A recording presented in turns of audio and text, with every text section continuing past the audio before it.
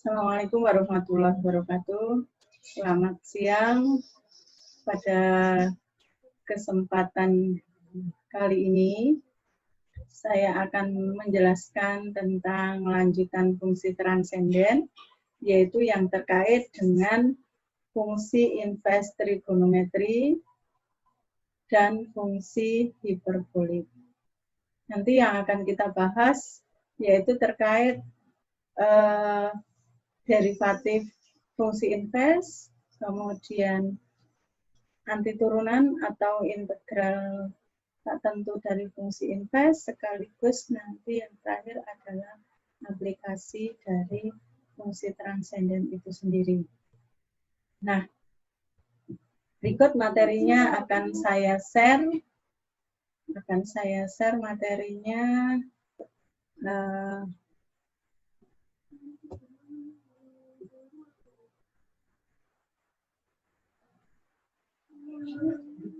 Berkaitan dengan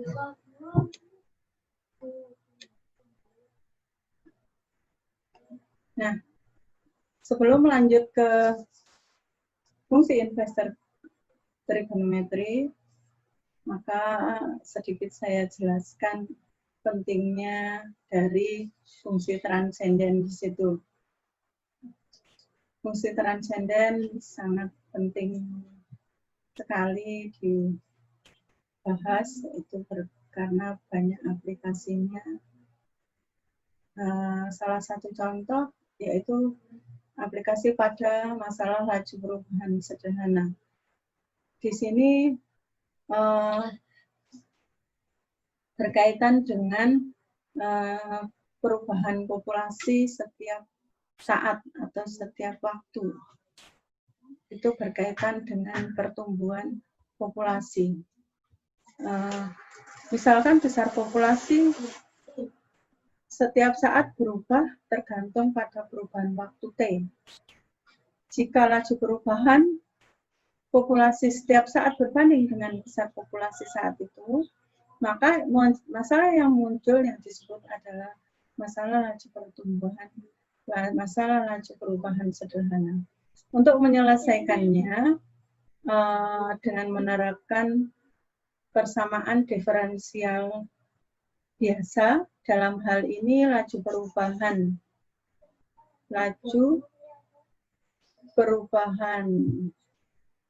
itu sebanding dengan populasi. Laju perubahan populasi sebanding dengan besar populasi saat itu. Maka bisa dikatakan laju perubahan populasi itu dP per dt dengan notasi Leibniz itu sama dengan K dikalikan P. P itu populasi saat itu. Nah, K-nya itu konstanta yang tidak nol. Kalau K-nya positif, maka populasi bertambah. Kalau K-nya negatif atau kurang dari nol, maka populasinya berkurang.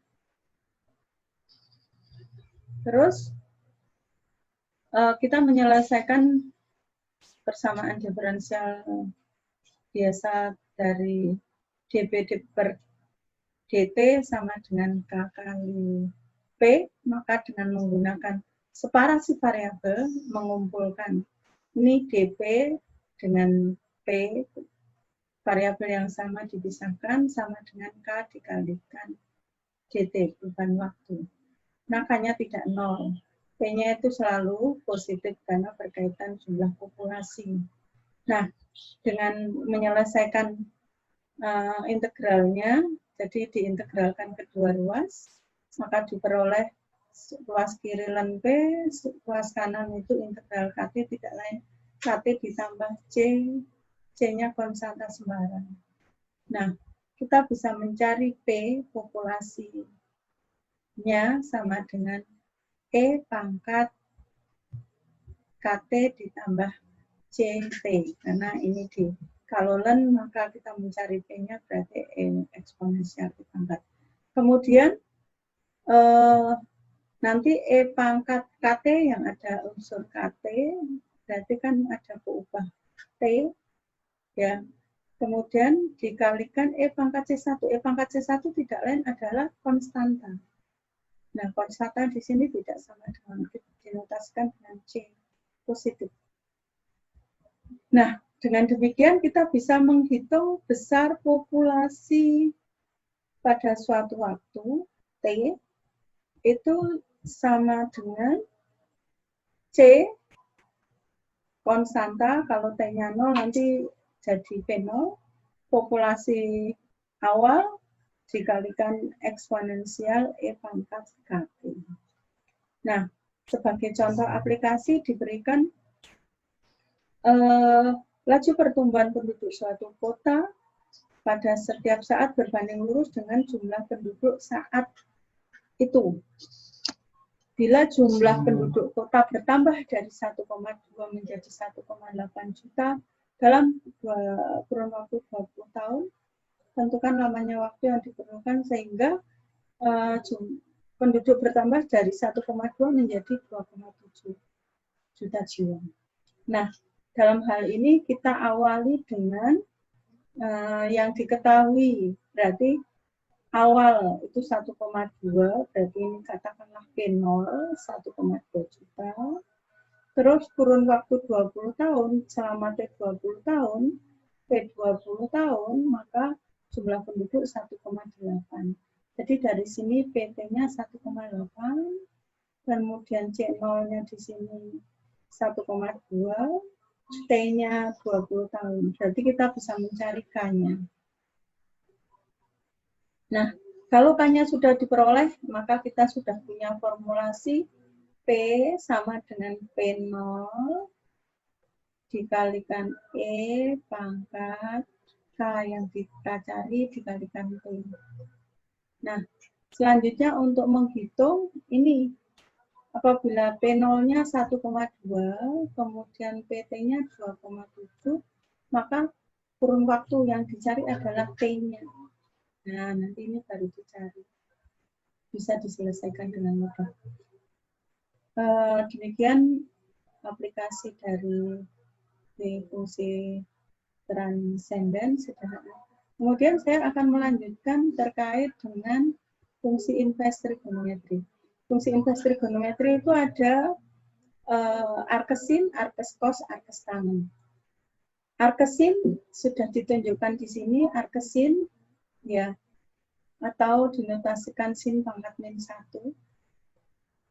Jadi saudara bisa melihat yang sebelah kiri adalah grafik sinus, sebelah kanannya adalah grafik arcsinus. Nah, kemudian kita bisa melihat kalau sinus itu sendiri mempunyai bentuk periodik begini, periodiknya antara 0 sampai 2pi, ini satu periodik. Ya. Kemudian maksimumnya adalah 1, minimumnya adalah min 1. Tapi kalau di arcsinus, di sini X-nya mempunyai domain antara min 1 sampai 1. Kemudian dari hasilnya di sini ini di interval min pi per 2 sampai pi. Jadi yang diambil yang ini aja. Nah, yang punya inverse, kita ingat punya inverse kalau dia satu-satu. Monoton naik.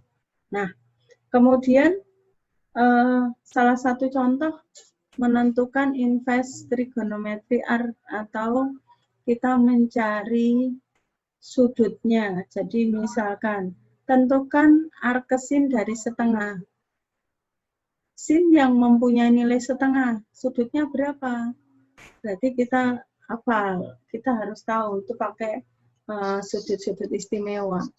Ini tidak lain adalah sin pi per 6 atau sin 30. Sin 30 sama dengan setengah. Sehingga arcsin dari setengah tidak lain adalah 30 derajat atau pi per 6. Arcsin dari min pi per min 1 per akar 2 kita tahu kalau min sin itu sama dengan sin min sama dengan min sin. Nah, maka ini arkesin min 1 per 2pi, kita punya kalau sin 45 itu sama dengan 1 per akar 2. Berarti min 1 per akar 2 tidak lain adalah dia nanti akan min 45 derajat atau min pi per 4. Demikian juga saudara bisa menghitung arkesin min 1. Nah, lanjut untuk pembahasan arkes cos. Arkes cos ini, arkes cos dia juga mempunyai di arkes cos yang sebelah kanannya, dia antara min 1 sampai 1 gitu, kemudian intervalnya 0 sampai pi, dia adalah monoton turun.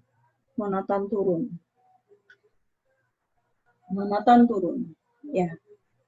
Nah, kemudian kalau kosinus itu sendiri, dia fungsi yang periodik. Itu periodik. Periodenya 2pi. Nah, selanjutnya kita ingin mencari arkes cos dari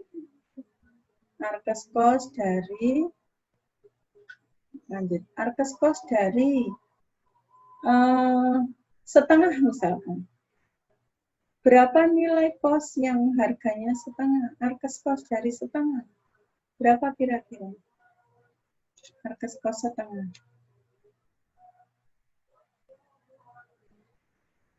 Arkes cos setengah, nilai sudut yang menyebabkan ya setengah. Berarti cos 60. Berarti akar cos setengah tidak lain adalah 60 atau pi per 3. Dan seterusnya. Saya lanjut ke arkes tangan. Arkes tangan, kita lihat arkes tangan, ini yang sebelah kanan, sebelah kiri adalah grafik tangan. Ya.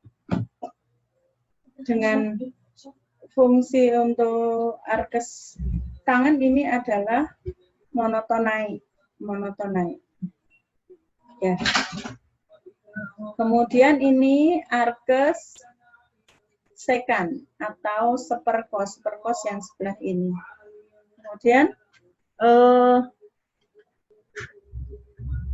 fungsi dari arkes sekan atau seperkos ini ya, seperkos dia kalau digambarkan seperti ini ya, kalau ini kita lihat harus batasannya kecuali min 1 sampai 1, karena pada saat min 1 interval min 1 dia tidak ini antara min 1 dia tidak kontinu, sehingga semua di R kecuali interval min 1 itu. Nah, nanti arkes sekan berarti tidak lain adalah sekan itu seperkos, arkes seperkos. Nah, sekarang saya lanjut membahas tentang turunan fungsi inves.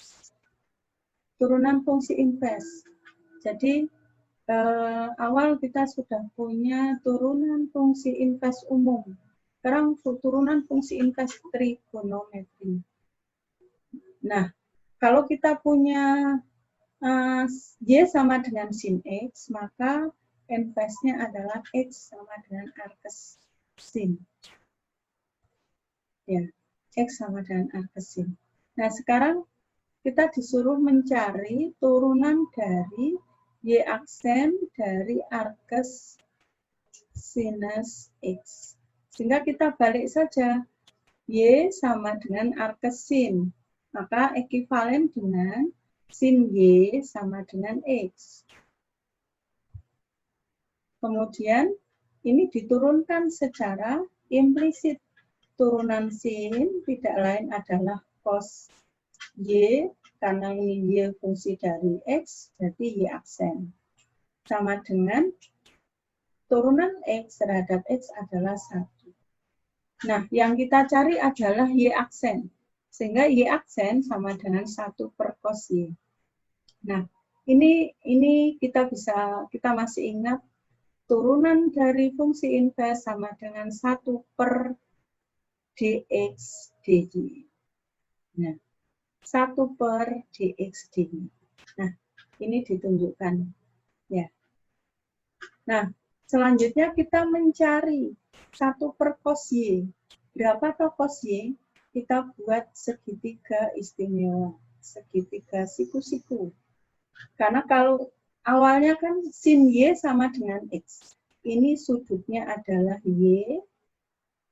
Sin Y berarti depan sudut X dibagi sisi miring 1. Berarti sin Y sama dengan X. X per 1. X dibagi 1. Yang kita cari sekarang cos Y.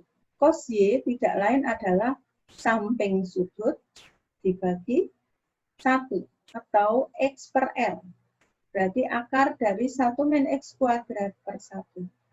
Oleh karena itu, cos Y-nya harusnya akar dari 1 min X kuadrat per 1. Per 1 sama artinya dengan dirinya sendiri. Sehingga Y aksen sama dengan 1 per akar 1 min X kuadrat.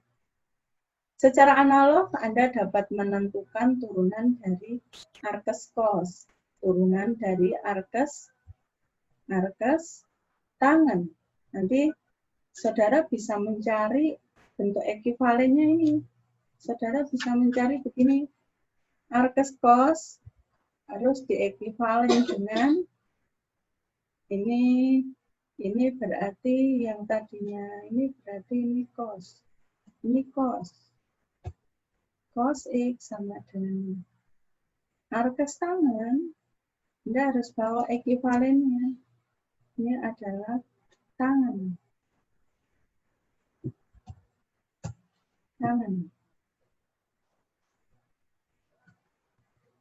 Nah, selanjutnya kalau ini sudah, Anda bisa menerapkan turunan implisit, turunan cos nanti min sin Y aksen sama dengan 1, berarti nanti saudara bisa mencari menjadi si Y aksen sama dengan 1 per min sin Y. Min sin Y itu berarti samping sin Y berarti depan sudut dibagi sisi miring. Nah, begitu kira-kira. Kemudian nanti bisa dicari arkes tangen juga. Jadi nanti ini kita mempunyai gambar sendiri-sendiri. Ini sendiri, ini sendiri. Jadi kita tidak kalaupun saudara mau membuat satu, tapi harus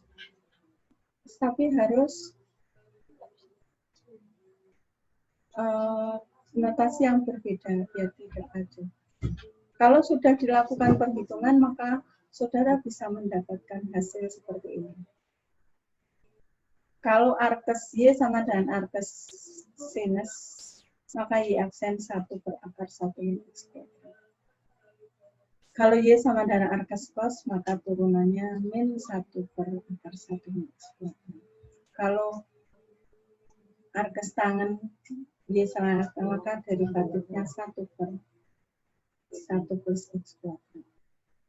Nah, sekarang ini X. Kalau X-nya sebagai fungsi U, ini ada U sin U, berarti U sebagai fungsi X, maka kita pakai turunan beranda X, sehingga U aksen per akar 1 ini. Demikian juga cos, maka U aksen per ini. Demikian juga tangannya. U sama dengan fungsi X, maka di aksen sama dengan aksen per 1 plus kuadrat.